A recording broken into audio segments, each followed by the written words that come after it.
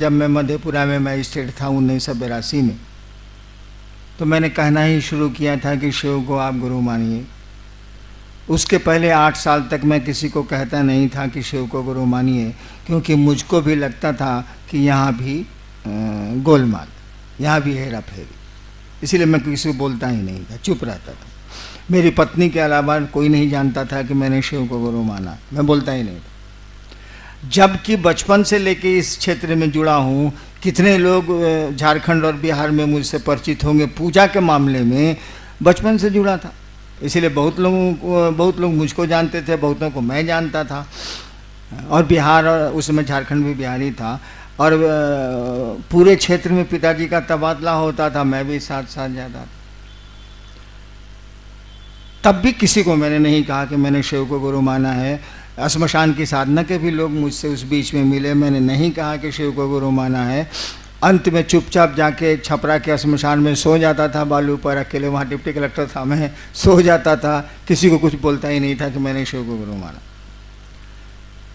जब मुझको एहसास होने लगा कि ये तो गुरु है, बिना शरीर और बिना बोले गुरु का काम करता है, और तब ये बात मुझसे नहीं रही गई ये बात, और मैंने धीरे धीरे कहना शुरू किया।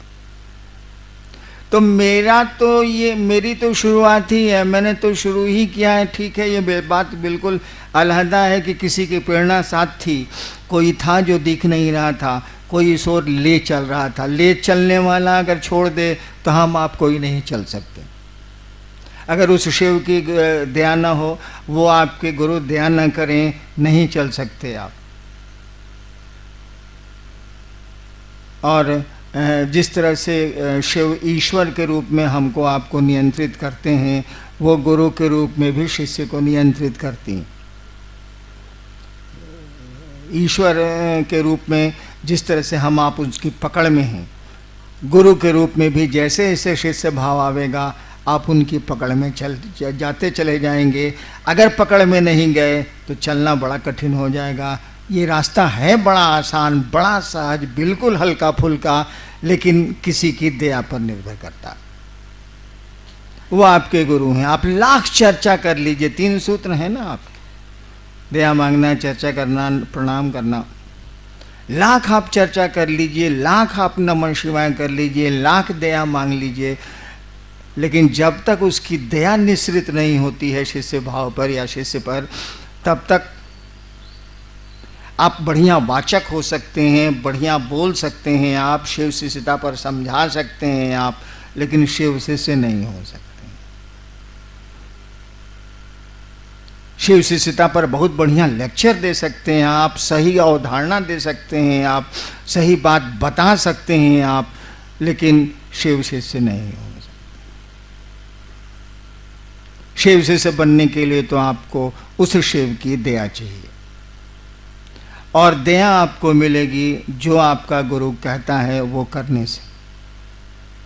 उसने जो कहा तो कुछ नहीं, उसने इतनी सी बात कही, गप करो। गप को केवल बांध दिया। किस बिंदु पर गप करो?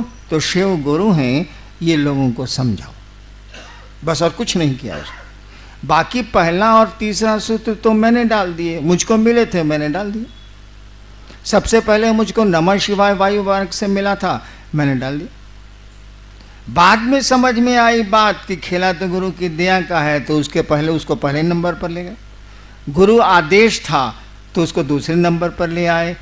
अब उनकी चर्चा, शिव की चर्चा बिना उनकी दया से तो हो ही नहीं सकती है।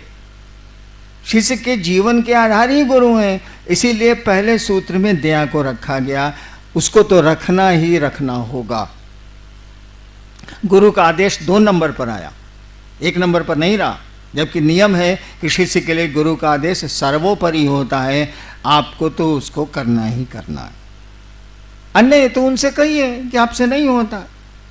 ये कहने में भी संकोच है। अभी कुछ लोगों ने मुझसे कहा कि कुछ लोग संगोष्ठी में आना चाहते हैं, हमका जगह है, बुला लीजिए। हमने कहा कि कहा क्यों नहीं इन लोगों ने, इतने लोगों को फ्री किया गया, कहा क्यों नहीं इन लोगों ने। पहले कहते, जब 170 आदमी को मुफ्त हम लोग बुलाए हैं तो 75 को नहीं बुला सकते थे। बोलना तो चाहिए, बोलते क्यों नहीं है भाई साहब आप। जब कार्यक्रम शुरू हो जाता है तो पहुंच जाते हैं, रोने लगते हैं। क्या करें, आदमी हैं हम, चलो भाई आने दो। पहले बोल तो दीजिए, आपका दर्द हम लोग भी समझते हैं, ऐसा थोड़ी है। तो वो शिव आपका दर्द समझता है, आप समझे या ना समझे वो समझता है। आप उनसे क्यों नहीं कहते हैं कि आप हम पर दया करिए, आपका आदेश हमसे नहीं होता, हमको आपके बारे में गप करने का मन ही नहीं करता। जब मन नहीं करेगा तो आप क्या करिएगा, सोना बताइए।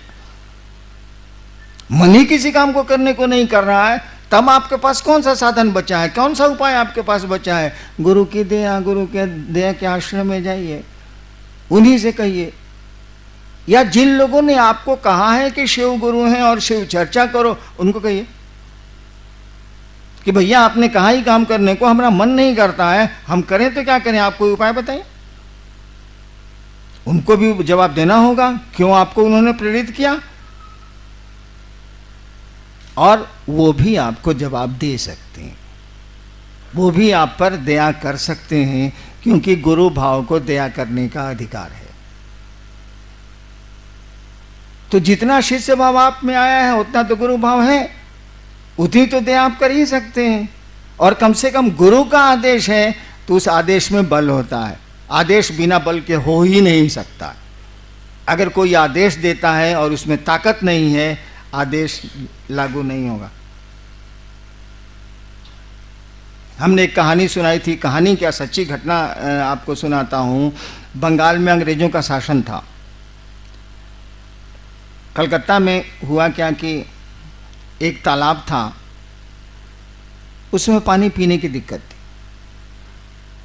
तो मोहल्ले वाले चाहते थे कि इस तालाब का पानी गंदगी से बचा लिया जाए, और मोहल्ले वाले कपड़ा भी धोते थे, लेटरिन से जाके भी शौच करते थे, अपना गंदा करते थे। मोहल्ले वालों ने एक साइन बोर्ड टांगा कि इसको गंदा नहीं करें, कमेटी बना के गंदा नहीं करें, गंदा करने से ये पानी ये होता है वो होता है, हम लोग को पानी पीने की दिक्कत है, इसको पीने के लिए बचाया जाए। कोई नहीं माना, वो नोटिस को कोई नहीं माना।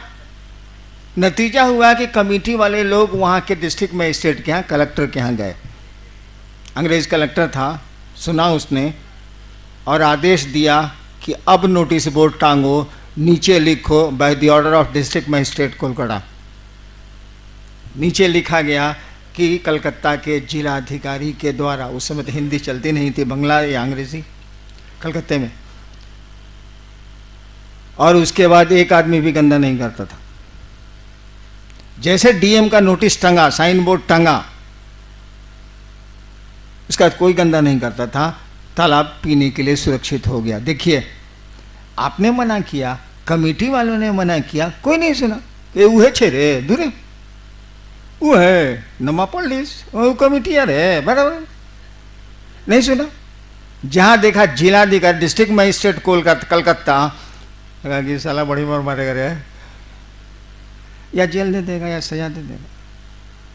देखिए, आदेश में अगर बल नहीं हो तो आदेश हो ही नहीं सकता है। गुरु आदेश है, शब्द का इस्तेमाल देखिएगा शिष्यानुभूति में, गुरु आदेशित कर्म है। शब्द वहां आदेश, वहां अनुरोध नहीं है, गुरु का आदेश है। आदेश का मानी उस आदेश में ताकत है, बल है। और बल नहीं है तो आज इतने करोड़ शिव शिष्य कहां से आ गए। बेटा तो बाप की बात सुनता ही नहीं, और आप जाते हैं और 10-10 हजार लोग शिव को गुरु मान लेते हैं और उसमें से कुछ चलने लगते हैं। ये हमारी आपकी ताकत है क्या? अरे किसी के आदेश में ताकत है, उस आदेश को आप लागू कर रहे हैं तो उसका बल काम कर रहा है आपके साथ, तो उसको करिए। कुछ नहीं कर सकते हैं तो दया मांग सकते हैं ना। मांगने में क्या, उसमें कौन सी दिक्कत है, से बता दीजिए। नहीं समय मिलता है, वैसे लेटरिन जाने का समय तो सबको मिलता है, मान लीजिए नहीं मिलता है, देवाशीष जी 3-3 दिन लेटरिन ही नहीं जाते हैं, होता ही नहीं तो साले जाएंगे कौन ची, होगा तब ना जाएंगे। मान लीजिए अब इन 3 दिन नहीं जाते हैं तो समय नहीं मिलता है। भाई सोने के पहले तो आप उस शिव को स्मरण करके, शिव का स्मरण करके ये तो कह सकते हैं ना, मन ही मन, बोलने की जरूरत है नहीं, हे महादेव आप मेरे गुरु हैं। इसमें शर्म की तो कोई बात नहीं, उससे बड़ा गुरु हो नहीं सकता, ईश्वर है वो, गॉड इज गुरु, उससे बड़ा गुरु हो ही नहीं सकता है। जो आपका सृष्टि करता है वही सबसे बढ़िया गुरु है, ये तो सामान्य बुद्धि से भी जाना जा सकता। उसी से कह रहे हैं कि हे शिव आप मेरे गुरु हैं, मुझ पर दया कर दीजिए, आपका कम्मा हमसे नहीं होता। धीरे धीरे धीरे धीरे होता क्या है ना कि आप कुछ भी करिए, आप मोक्ष को क्यों नहीं पाने की स्थिति में हो, आप बहुत बड़े पीर पैगंबर हो जाइए, कोई दिक्कत नहीं है, लेकिन आपके जो प्रारब्ध कर्म हैं, जो आपके पूर्व के कर्म हैं, जो आपके भोग में आ रहे हैं, और समय आपका पीछा नहीं छोड़ता, वो आपको पकड़ लेगा और आपके लिए बाधा पैदा करेगा। वो कर्मफल उस शिव की ओर जाने में, उस परमात्मा की ओर जाने, उस गुरु की ओर जाने में, वही बाधा पैदा करते हैं। आपके कर्मफल जो हमने आपने किया है अच्छा बुरा, वही आता, अच्छा भी आवेगा वो रुकता है, वही बाधा पैदा करते हैं। शिव की दया आपके प्रारब्ध और काल के प्रभाव को कम करती है। तो हम लोगों ने तो इतनी छूट दी, नियम तो यही है कि दया मिलेगी गुरु आदेशित कर्म से, नियम तो यही है। हम लोगों ने छूट दे दी कि चलिए ये कर्म अगर नहीं भी आपका आपसे होता है, गुरु चर्चा आपसे नहीं भी होती है, तो उस महादेव से रिक्वेस्ट करने का भी आपको मुंह नहीं है, इतना तो कर ही सकते हैं ना।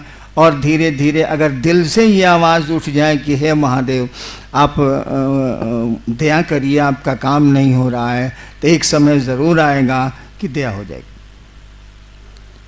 सरकार ने जब 1988 में मुझको पटना का मजिस्ट्रेट बनाया, कंट्रोल रूम का इंचार्ज बनाया, तो मैं तो मधेपुरा में खूब शिव चर्चा करके आया था। कम ही लोग थे लेकिन अच्छी चर्चा होती थी वहाँ। पटना आया, कोई सुन भी नहीं करे हमारी बात। मैं तंत्र की मोटी मोटी किताब जीप में रखवा लेता था, कंट्रोल रूम में ले जाके टेबल पर झूठो मूठो रखता था कि कोई पूछे कि आपको तंत्र में मन होने लगता है का, साला कोई नहीं पूछे। कितने लोगों ने ये सोच के कि हैनान जी तांत्रिक है, हम कहा चलो इसी पर चलेगा, तांत्रिक है। अरे फंसाने के लिए साला सांप नहीं दिखाया जाता, बेचना तो साला दांत मंजन है। कितने लोगों ने हमको कहा कि देखिए आप बहुत पूजा पाठ करते हैं, बहुत किताब उताब लेके चलते हैं, इससे ज़्यादा दूर लोग जानता नहीं था, हमारा बेटा खो गया है, जरा खोजवा नहीं दीजिएगा, मैं कुछ बता दीजिए, हम कहे ना 7वें दिन मिल जाएगा। ये सब भी काम बहुत किया हम, लेकिन जब मिल जाए तो 4 महीना के बाद साला नजर आए हमको। हम कहा ये साहब आप 4 महीना पहले मिले थे, बेटवा मिला तो खबर करने आए, उसके बाद आप 4 महीना के बाद नजर आ रहे हैं। कहा क्या करें सर, बगल वाला हमारी बीवी को बड़ी गाली देता है, सोचा कि आपसे थाना में फ़ोन करा देते हैं। हमको उठ यहाँ से साला, तुम कंट्रोल में हिम्मत कैसे क्या आने का, निकल यहाँ से साले पुलिस ऑफिसर निकल। मैंने गुस्सा के उसको मैं डांट देता था कि साला हमरा तो दंतमंजन कीना नहीं, सांप भी देख लिया दंतमंजन कीना नहीं, इससे हमको क्या मतलब। ये स्थिति थी कि हमने खाना छोड़ा। हमने पत्नी को कहा कि एक शिवसी से नहीं बन रहा है साला, आज बच्चों का खाना बनेगा, यही अन्नू मोनू लवली छोटे छोटे थे, खाना बनेगा, हम लोग का खाना बंद रहेगा। 2 दिन खाना छोड़े, हम तो खाना छोड़ने के ऐसे भी मास्टर हैं, सब लोग जानता है। 2 दिन खाना छोड़े, मेरा महादेव, मेरे टीवी के चैनल में कुछ आता है जो दूसरों को नहीं आता, हम क्या कर सकते हैं, झूठी बात सही। मेरे महादेव ने कहा जिद नहीं करो, खाना खाओ। तो अब क्या करें, हमारा टीवी झूठे बोल रहा है तो हमारे ने टीवी, हम आपका टीवी कहाँ से लावेंगे भाई साहब, जो मेरे पास है वही न रहेगा। खाना खा लिया। शाम होती थी जब मैं लौटता था कलेक्ट्रेट से, तो बालकोनी में, सरकारी क्वार्टर था, बालकोनी में कुर्सी लगा के हम पत्नी मेरी बैठे रहते थे कि लोग आ रहा है कहीं इधर तो नहीं आ रहा है, आवेगा तो साले को चाय भी पिलाएंगे और शिव चर्चा भी सुनाएंगे। साला आवे और उधर मुड़ जाए, अफसोस फ्लैट है, बहुत क्वार्टर है उसमें, उधर मुड़ जाए, हमके दूर साला कोई नहीं आया। 9 महीना बीत गया, एग्जैक्ट 9 months, 9 महीना बीत गया और एक आदमी शिव से नहीं बना। हमारे जैसा हल्ला करने वाला, मैं बहुत बवाली आदमी रहा हूं आज तक, हमरे जैसा हल्ला करने वाला, महादेव को पेरने वाला, और जितनी ताकत थी मैंने इस्तेमाल किया, और महादेव की दया से कुछ ताकत आपसे ज़्यादा जरूर रही है, अब नहीं। अब आप ताकतवर हैं, मैं बहुत कमज़ोर हो गया हूं। सबका मैंने इस्तेमाल किया और कुछ नहीं बना। 9 महीने के बाद स्थिति में बदलाव आया। ये मैंने उसके बाद मैं झारखंड सरकार में चला आया। ये स्थिति आज बिहार की है कि मैंने बिहार जाना डर से छोड़ दिया। एक दिन मैं महादेव से कह के थक गया था और कुछ नहीं हुआ था 9 महीने तक।